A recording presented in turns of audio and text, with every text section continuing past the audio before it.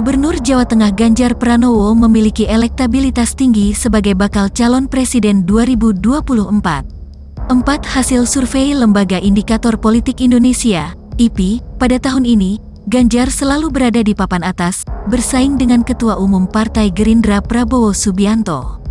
Bahkan pada survei IPI terakhir pada September, Ganjar Pranowo kokoh di posisi tertinggi, yakni dengan elektabilitas 18,7%.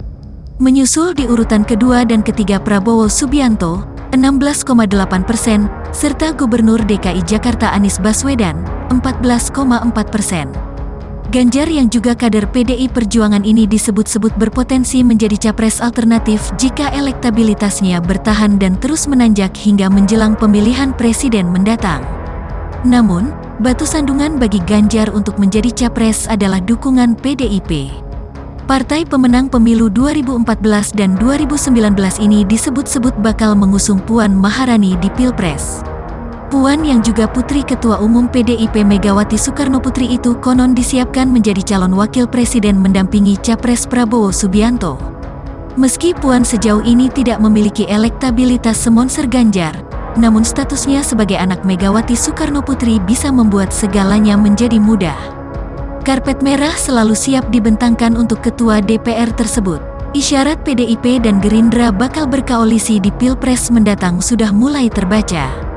Mega dan Prabowo dalam setahun terakhir beberapa kali melakukan pertemuan, termasuk membahas koalisi dua partai di Pilkada 2020. Jika skenario memasangkan Prabowo dengan Puan berjalan mulus, lantas bagaimana nasib Ganjar?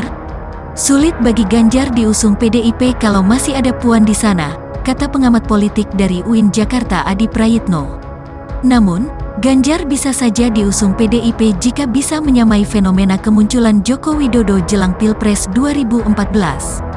Saat itu Jokowi dengan pamor sebagai sosok sederhana dan merakyat melesat bak meteor.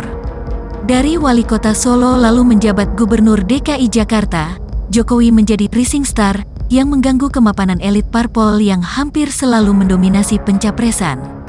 Didukung status sebagai media darling, elektabilitas Jokowi saat itu tidak terbendung. Megawati akhirnya mengalah oleh desakan kader dan konstituen. Meski sejatinya ia masih berpeluang menjadi capres, peluang itu diberikannya ke Jokowi. Keputusan Megawati memang tidak salah. Selain Jokowi akhirnya terpilih jadi presiden, pencalonannya juga menjadi kotail efek bagi PDIP. Partai ini ikut terdongkrak suaranya di pemilu legislatif 2014 dan menjadi pemenang berkat efek Jokowi.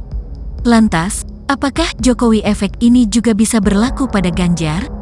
Dengan kata lain, apakah ada kemungkinan Puan nanti mengalah seperti Megawati melakukannya untuk Jokowi di 2014? Sulit terulang karena saat itu elektabilitas dan ketokohan Jokowi nyaris tak ada yang menyaingi. Sekarang beda ceritanya. Karir Ganjar berbarengan dengan Puan yang secara ideologis dan biologis lebih merepresentasikan PDIP, ujar Adi yang juga Direktur Eksekutif Parameter Politik Indonesia. Persoalan lain bagi Ganjar adalah masa jabatannya sebagai gubernur yang akan berakhir pada 2023, atau setahun sebelum Pilpres digelar.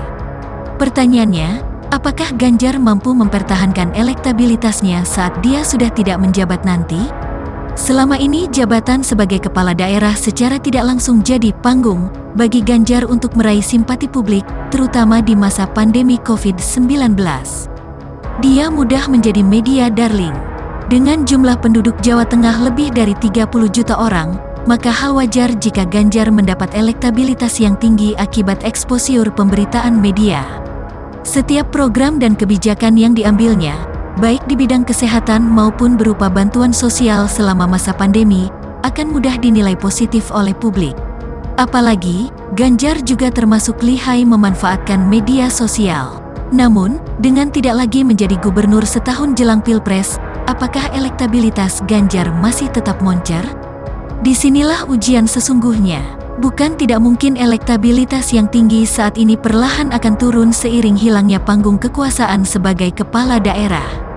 Karena itu Ganjar perlu menciptakan panggung lain demi tetap menjaga elektabilitasnya.